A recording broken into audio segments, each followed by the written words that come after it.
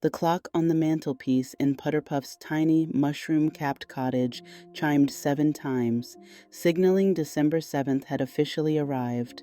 Outside, the world was muffled in a thick, sugar-fluff snow that had been falling since midnight, turning the pine forest into a kingdom of frosted lace. The door burst open in a flurry of white, and in stumbled Finnick, whose hat was now more snowdrift than felt. "Happy, happy, glorious birthday, Putterpuff," Finnick shouted, shaking off the snow with the zeal of a wet dog. Behind him, Professor Norman, a distinguished gnome whose spectacles were perpetually fogged, carefully stepped inside, balancing a thermos of hot spiced cranberry cider. "A fine meteorological event for a fine birthday," he declared, adjusting his tiny tweed bow tie.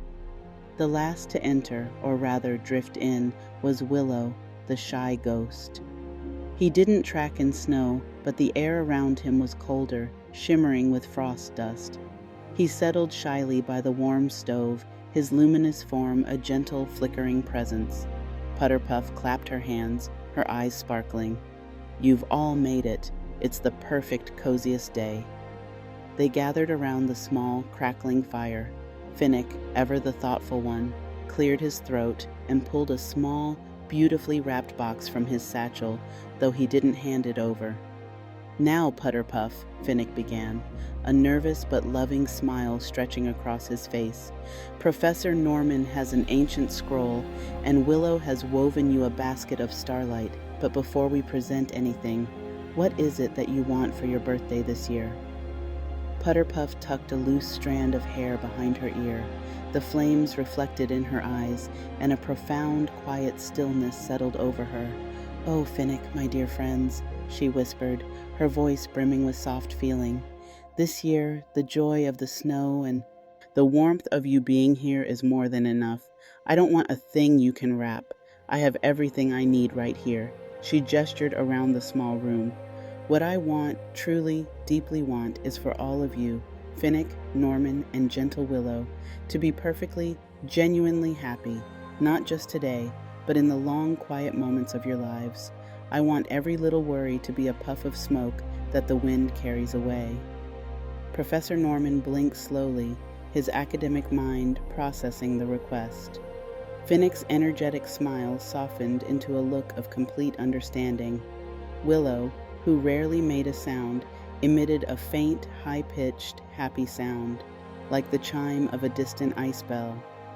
Putterpuff closed her eyes, placing her hands together over her heart. The sound of the wind outside was the only thing that moved. Then, in lieu of a physical gift, she murmured, her voice a little stronger, "I wish that the boundless, quiet joy I feel right now settles like the freshest snow upon the hearts of everyone I love." The wish was spoken.